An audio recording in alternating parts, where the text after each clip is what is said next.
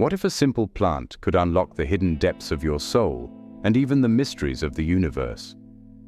Today, we're diving into an ancient alchemy where cannabis is more than just an herb. It's a sacred portal to transformation. Stay with me as we journey through millennia of mysticism and reveal the profound spiritual legacy of this timeless herb. At the dawn of great civilizations, when oracles still whispered secrets to kings and shamans, acted as the true librarians of the cosmos, the relationship between humans and plants was held as something sacred. It wasn't a fleeting trend or an escape disguised as medicine. It was a deep alchemy between body, spirit, and nature. In that ancient context, cannabis was never just a plant, it was a portal. And like any portal, it didn't only lead to light. It could also open paths into the shadowy alleys of the soul.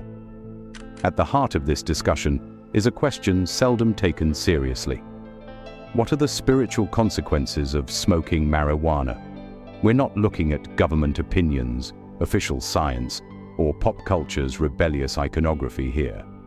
Instead, we'll seek answers in ancient traditions, the subtext of sacred texts, and the words of mystics who dared to look beyond the smoke. Prepare for a journey that spans continents and eras, from the Arva of ancient India to Alexandrian Hermeticism, touching on Rastafarian rituals and the prophetic visions of Ethiopian saints, not to pass judgment, but to reveal.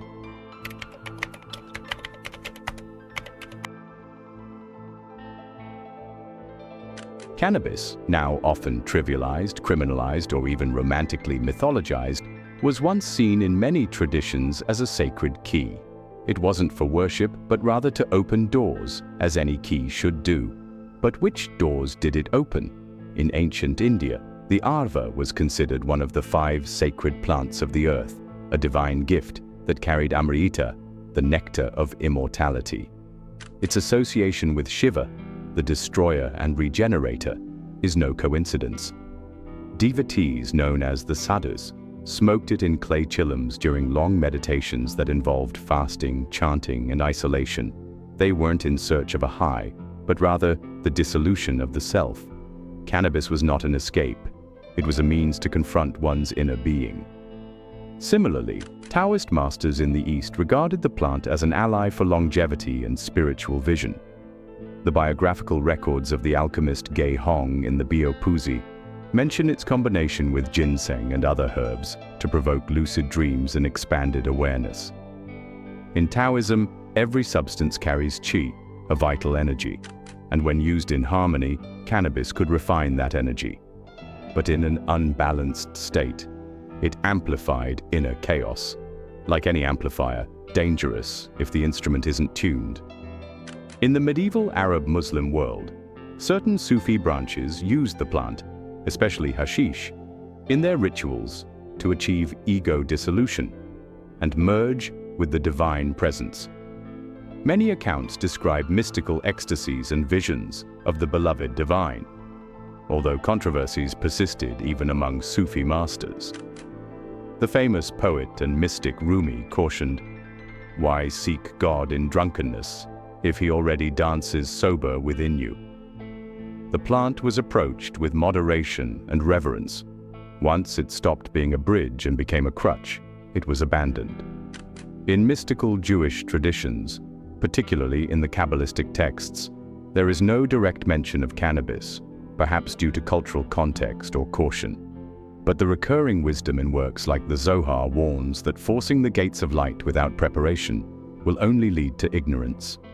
Likewise, in Gnostic and early Christian traditions, some archaeological studies, for instance those by Raphael Maculum and Sula Benet, suggest that cannabinoid resins and herbs were used in anointing oils and temple incense.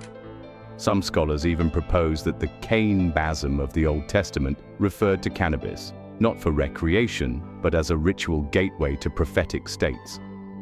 Used without sacred intention, the plant was considered profane across Africa and the Americas.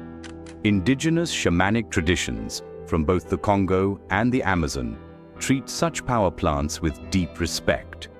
Whether cannabis, ayahuasca, mapacho, tobacco, or peyote, it is not the plant that heals, but the spirit it carries, which only comes forth when treated with honor. In Kandle Umbanda and similar Afro-American syncretic religions, even though cannabis is not central, the idea of akse, vital, impersonal spiritual energy, remains key. Every plant has its akse, its unique vibration. Using a plant without awareness of this quality is like playing a sacred drum without understanding its beat. Even among the Rastafari, where cannabis, known as ganja, is revered as the herb of wisdom, its consumption is enveloped in ritual. It is smoked during reasoning sessions, spiritual reflections, singing, prayer, and meditation. The herb is treated as a sacrament rather than a casual pastime. In all these traditions, the common thread remains. Cannabis holds potential, but that potential is neutral. It can become a ladder or a fall, a tool or a crutch, a portal or a prison. What defines its effect is not simply the plant, but the intention, consciousness, and preparation of the user. As the Corpus Hermeticum teaches, spirit does not yield to those who approach it carelessly, and shortcuts may often loop back into the same trap. In the end, the real question isn't whether cannabis is sacred, it's whether you are sacred enough to use it.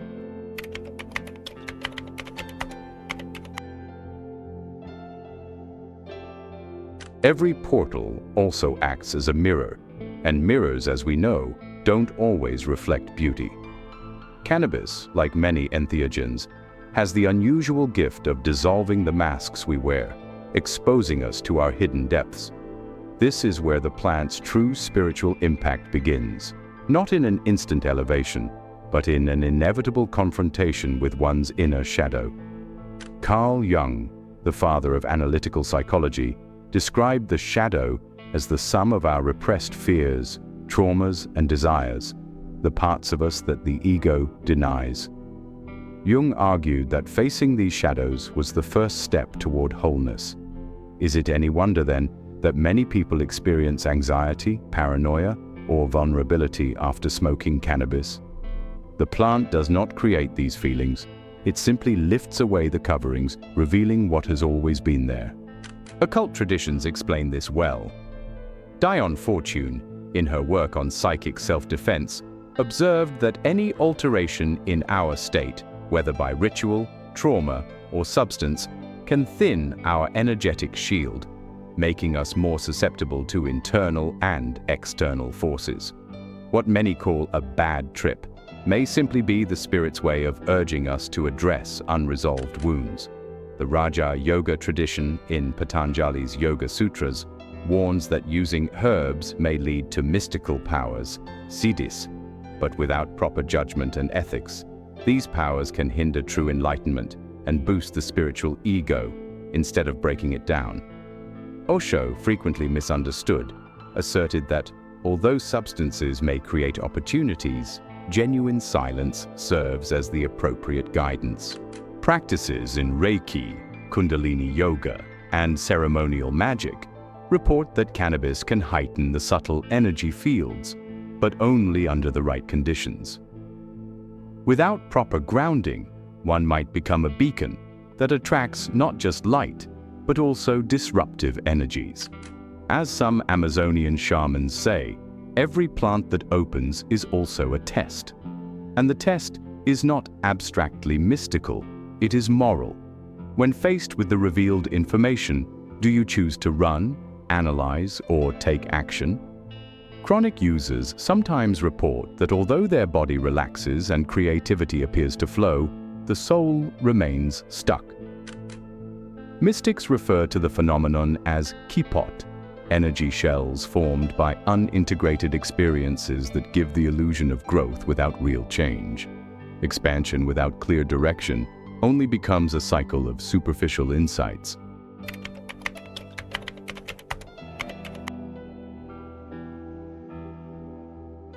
The inner journey is never entirely solitary. It always echoes within the collective web of our communities. No spiritual practice, power plant, or moment of insight exists in isolation. Everything we experience is filtered through culture. Cannabis is a perfect example. Once a sacred plant, it has become a global commodity, a pop culture icon, and a symbol of youthful rebellion. But long before it was decriminalized or condemned, it already held sacred significance, and in many regions, it still does. In the Rastafarian tradition, for example, ganja is not considered an addiction, but a covenant with the divine. Originating in the 1930s in Jamaica, the Rastafari movement emerged as a response to colonial oppression, drawing from African traditions, biblical texts, and a unique worldview. For Rastas, smoking ganja is a sacrament, a way to draw closer to Yah, their living present God. Their communal reasoning sessions, filled with silence, song, and reflective smoke, form a kind of living liturgy where the group is the sanctuary and the plant is the sacred incense. In Africa, historical records show that cannabis was used in rituals during celebrations, funerals, and rites of passage. Not as an escape from pain, but as a means to confront it, not for forgetting, but for transformation and invocation of ancestors. While cannabis did not originate in pre-Columbian America, psychoactive plants played a similar role in indigenous rituals, all supported by deep cosmologies and guided by spiritual leaders. Outside of such rich ritual contexts, however, the plant's sacred aura dissipates, reducing it to mere stimulation, a transformation modern culture would soon enforce. Today, cannabis is often relegated to being a product, a meme, or a fashion statement. The 1960s psychedelic movement attempted to reawaken its ritual value, but often without the depth of lineage or proper initiation. Figures like Alan Watts and Timothy Leary inspired many to search for transcendence, but their approaches were too fragmented, mistaking a mere glimpse for lasting enlightenment. As Aldous Huxley warned in The Doors of Perception, visionary experiences might reveal, but they do not always teach or create structure.